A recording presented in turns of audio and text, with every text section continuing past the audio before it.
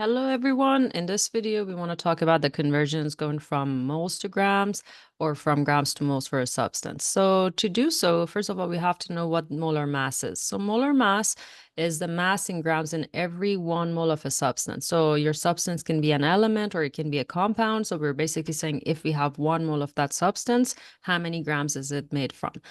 And the unit of molar mass is grams per mole. So to find molar mass, we have to have a periodic table. As you can see, there's 2 numbers written for every element in the periodic table. The top number is generally smaller, which stands for the atomic number or the number of protons.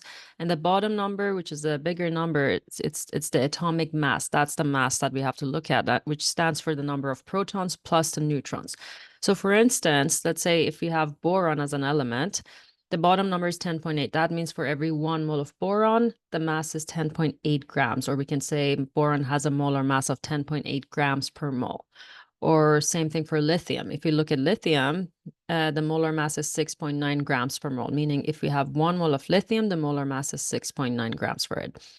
Now let's find do some examples and find the molar mass of some compounds this time. So to do so, we have to add up all the masses and we have to watch for the number of atoms we have. So for example, for CO2, there's 1 carbon and 2 oxygen. So we have to add up the molar mass of carbon plus twice the molar mass of oxygen, and the molar mass ends up being 44 grams per mole.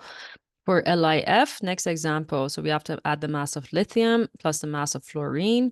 There's only 1 of each, so we don't need to multiply it by any number, and then we just add it up, and it becomes 25.9 grams per mole. And the same thing for AlCl3.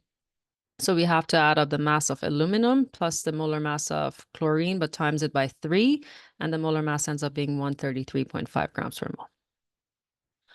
So let's take a look at this chart. So this chart is very helpful for going from moles to different things, like from moles to grams or moles to molecules and atoms, or for gases at STP, you can use it for going from moles to liters. So you can watch the rest of, like for the rest of the conversions, you can use the my other videos and find the other conversions. But for now, the focus is just going from moles to grams or grams to moles. So to go this route, you have to have the molar mass and you have to find the molar mass using the periodic table. So now let's do some examples that converts these two together. For example, it's given that find the mass of 3.8 moles of CO2. So the moles is given to us and we're supposed to find the mass or the grams of it. So we start first of all with the moles that it's given to us. And the next step is to convert moles to grams. So this time moles has to be at the bottom, grams has to be at the top. And we know the conversion is using the molar mass. So we know for 1 mole of the substance, there's always, you add up all the masses. And, for CO2, it ends up being 44 grams. So, for every 1 mole of CO2, there's 44 grams of it. So this way moles can cancel and you find the final answer in grams. So this way we find the grams of CO2. Now let's take a look at another example. So this time they want us to find the number of moles, but this time they give you the mass of NaCl. But watch it, because here the mass is not given in grams. It's actually given to us in kilograms. And the only conversion we know for molar mass is between grams and moles, not kilograms. So first step for us should be to get rid of kilograms and convert it to grams. So this time kilograms has to be at the bottom, grams has to be at the top. And this way kilogram can cancel with the kilogram, and your answer over here would be in grams. So if you're not sure about these conversions, I have another video that I'm going to post it here, and it's showing you how to convert units. So there's conversions for kilograms to grams there, and I show you all the steps for canceling units and stuff if you need to watch it. And then once you have the grams now, you know the conversion between grams and moles.